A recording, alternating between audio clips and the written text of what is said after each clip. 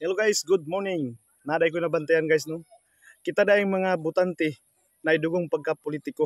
Nganuman guys, sa panahon nga maghantuhan or mag house to house ang mga politiko, kita nga mga butante nga hanggaton o hagon sa mga politiko nga ipabutar karong Mayo 12.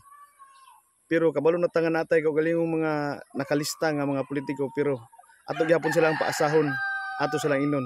Ayog kabala ka sir, ibutang ka namo sa among balota karong Mayo 12. So nag-asa po taon ang politiko no. So anang panahon na murag patas-patas na ta. So nagsingabot na magyud ang adlawng botohan guys.